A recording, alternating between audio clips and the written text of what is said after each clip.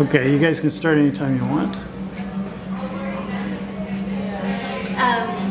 Our presentation is covering the pathologies that we see in X-ray. Pathology is the scientific study of disease and its causes, processes, and effects. Different pathologies can be caused by diseases or by trauma. We have some different X-rays here showing some different pathologies. These are more common, and these are things we do see here in the clinic locally or in the hospitals. We have tuberculosis here at the chest. This one here we've got scoliosis.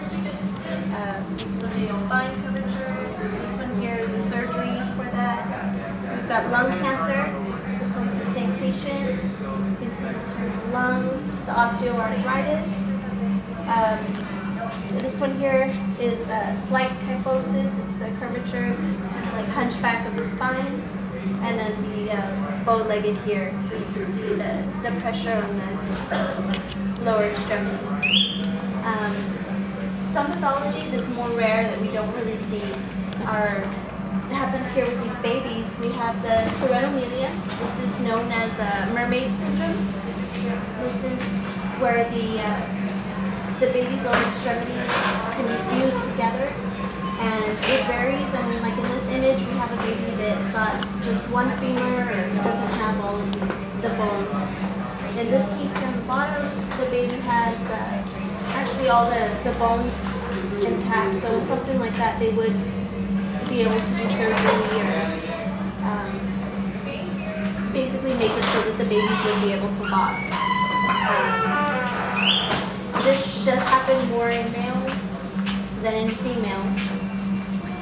Something a little more common but still rare is the conjoined twins.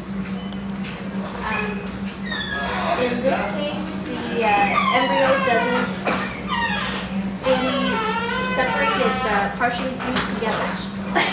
And we've got cases here where they're conjoined at the neck, here at the chest. This here, they are able to survive. There are cases where they do. In something like this, they wouldn't be able to separate, but if it's something where the babies do have their separate organs, and depending on the case, the doctor can decide whether or not to separate and if it would be beneficial to the babies. Other cases? Other pathology, there's tuberculosis. We see a patient with tuberculosis. Tuberculosis is a contagious disease that is usually transmitted in the air, usually by sneezing or coughing. Symptoms would be coughing up blood, night chills, persistent cough, loss of appetite. And it's usually treated with antibiotics. Usually that takes up to 4 to 9 months or longer, depending on how it takes to kill the bacteria. There's also scoliosis. Scoliosis is a disease that usually happens before hitting puberty. Depending on the case, if it's mild scoliosis, usually the patient would be using braces or physical therapy to treat it. But in cases such as this one, that's severe scoliosis, the patient would have to go to surgery because the chest would be more compressed. It's difficult for the lungs to function. And here we have some examples of genu-bearum or bow-leggedness. And it's when the femur and tib starts to bow outward and sort of create the shape of a bow, just like here. And it's usually caused by diseases such as rickets or any other disease that doesn't allow the bone to ossify correctly. It doesn't harden and fur up like it should. And so the weight of their body starts to cause their legs to bow form that shape. And here you can see a straight femur and tib, and here just bowing and bending. And then usually to fix this disorder, they have to go in, break the bone, and put in rods and screws to try and straighten the bone and get them back to a normal anatomic layout. And after that, the patients have to go through a therapy to try and learn how to walk and function again with this new leg that they now have. osteoarthritis, which is the most common form of arthritis, and it's the narrowing of the joint space between the two bones. And it causes the bones to rub up against each other, creating bone spurs, which can be very painful and just spikes of bone, basically.